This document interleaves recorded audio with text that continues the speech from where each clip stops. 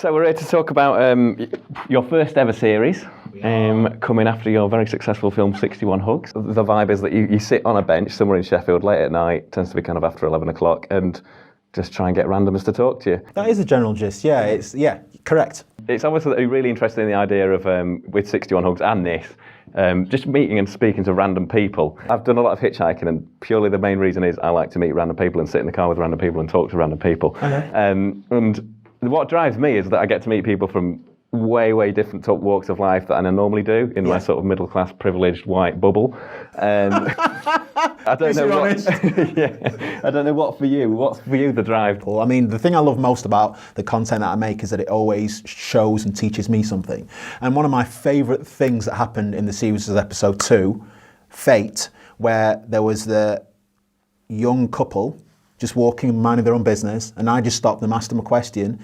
Now, I don't know if this makes me sexist or not, but if anyone was going to be not necessarily open to having the conversation, I'd have probably suggested it would have been the girlfriend, who was quite slight, quite petite, whereas the bloke was quite burly and blokey.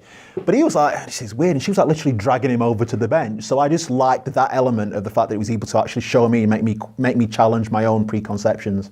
So that was one of my favourite moments. It's probably going to be quite fleeting for other people, but when you like to learn new things about people and challenge your own perceptions, stuff like that just fits the bill perfectly. So a theme that emerges of the series, and I don't know if that's what you meant, it was that kind of just putting like your trust in the universe. Yeah. Obviously at the start you kind of came up with the idea and did the idea within sort of 5 minutes of each other, which is pretty interesting as an artist myself. Like, that's something I've never done. That I thought was pretty great. Did you think consciously afterwards I'm going to do no prep, or did you think sometimes some follow-up questions that might arise? Or that's an exquisite question, and I'll tell you why. Because the bench is until the bench, 61 Hugs was the shortest space of time between idea and execution. In 61 Hugs, I had the idea on a Monday, then I did it on a Tuesday. Up until then, there was always like weeks or months spanning between idea and delivery. The bench is just obliterated 61 because episode 1 was filmed like 5 minutes after I had the idea, and I've never done that before. So following that being, in my opinion, using my own benchmark success, because I liked the conversation I had with those two guys in episode 1, I thought, wow, I wasn't expecting that. So my default would always be to, okay, let me tweak it so I can make number 2 even better. Let me overanalyze, let me overthink, which is, everybody knows this is very me, I'm a massive overthinker. But I thought, well, what are you overthinking about? Episode 1 went well, let's do the same thing, go out tomorrow with a question. And that was probably where the overthinking came in, because I didn't know what I wanted to talk about in episode 2. But then I said, you know what, just leave your house, you'll figure it out.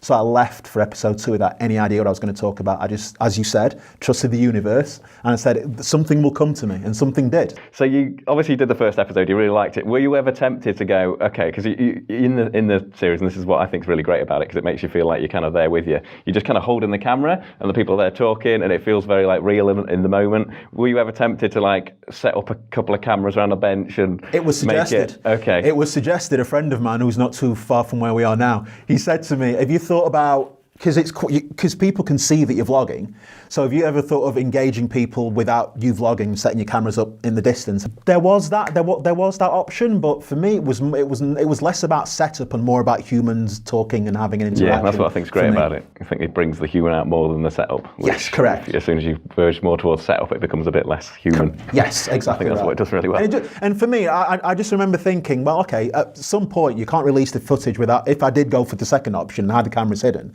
at some point you're going to have to say, guess what? Do you know what I mean? And for me, that just undermines the fact we just had a nice chat. I mean, you didn't set me up or prank me, because at least you told me, but for me, like, why? I don't see the point or the benefits. I was like, from the get-go, full disclosure, I'm having a vlog, do you want to join me or not? Yeah. Last thing, bit of an open question. What surprised you most? So, episode 5 is called Fame. You might not necessarily seen that one. Episode 5 is called Fame, and my question on that one was inspired by a conversation I had with a friend of mine the day before, because fame has never been something that I find, it's not a concept I find attractive or interested in, like, I'm not a fame seeker, right? So, but my friend has a contrary opinion to me, so the question for that day is, if you could, I'm going to share this, the question for episode 5, Fame, and I'm going to ask you this. If you could take a pill that make you the most famous person in the world for the rest of your life, would you take it? Clive. For me personally, absolutely no. However, I'd be tempted to think that as the most famous person, I can have a good influence on things. Sure. and I'd have to kind of ponder that side of it. Okay. For me, I would have a terrible time if I was the first famous. I'd hate it. Like, I don't want to go out and everyone recognise me and all that. But could I use that platform to do some good others. in a world that's a bit messed up at the minute? Yes. Hopefully. But the reason you outlined of why the idea doesn't appeal to you, as in the loss of anonymity, all that kind of business, that's exactly what I find really creepy about it. So when I asked people that question, I had in my mind an expectation what I thought people were going to say, and it was the complete opposite. So that was a huge surprise to me, especially the people I was asking. They're the people I would have thought would have been given the opposite answer to what they gave. So episode 5, Fame, was a quite a surprise for me because I wasn't expecting people to say what they said.